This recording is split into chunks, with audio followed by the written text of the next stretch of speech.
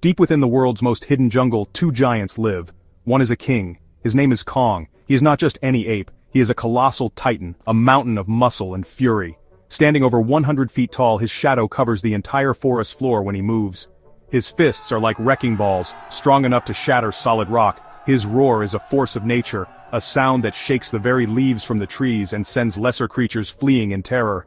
Kong is the guardian of this land, its undisputed ruler, and his power is absolute. He patrols his kingdom with a heavy, confident stride, his intelligent eyes missing nothing.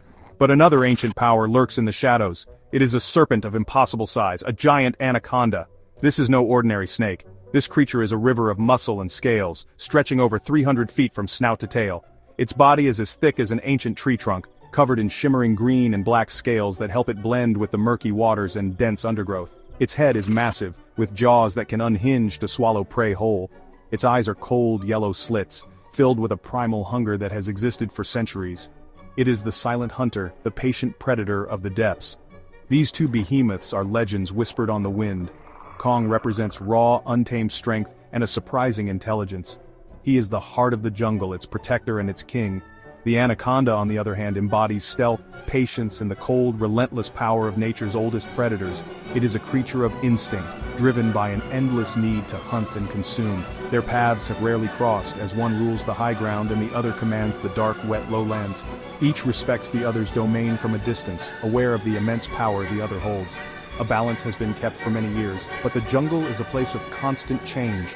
A long, harsh, dry season has pushed both creatures from their usual territories in search of scarce resources. The rivers are shrinking, and the fruit trees are bare. This scarcity creates tension, forcing the two titans into the same contested space. A confrontation is no longer a possibility, it is an inevitability.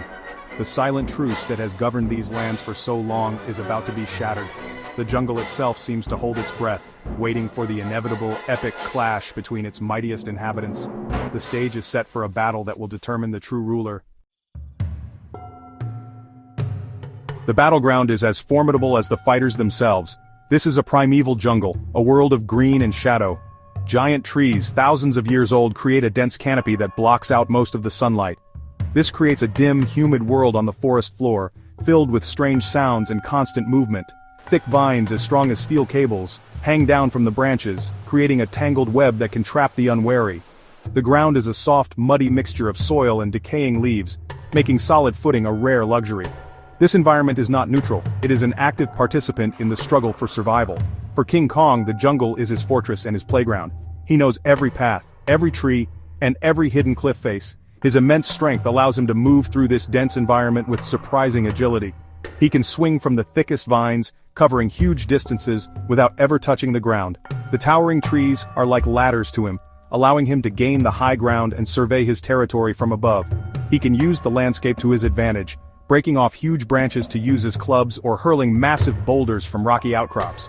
The jungle is an extension of his own power. The anaconda, however, is a master of the jungle's lower levels. It is perfectly adapted to the swamps, rivers, and dense undergrowth. Its patterned scales provide the perfect camouflage, allowing it to become nearly invisible in the murky water or the dappled shadows of the forest floor. It moves with a silent, deadly grace, slithering through terrain that would slow any other creature.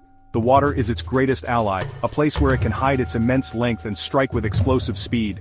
The thick mud and tangled roots that hinder others are no obstacle for the serpent. They are simply part of its home. This complex environment will shape every moment of their fight.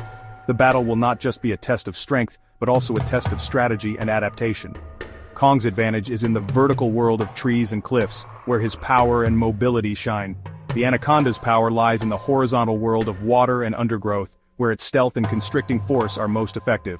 Each will try to lure the other into the terrain that favors them. The winner will be the one who can best use this living, breathing arena to exploit their opponent's weaknesses while maximizing their own strengths.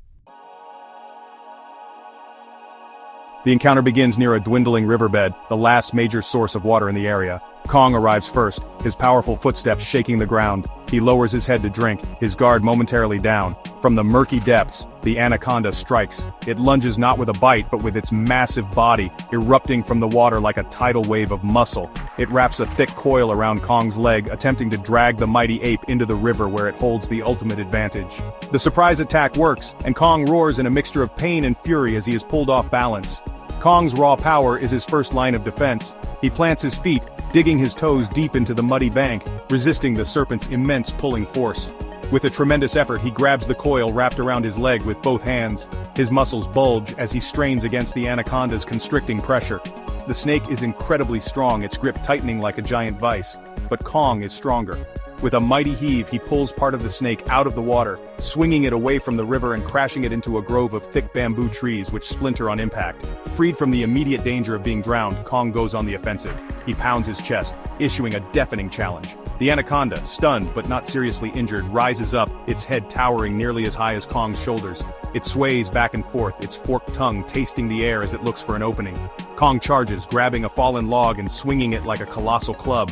The snake is faster, dodging the clumsy blow and lunging forward, its jaws wide open.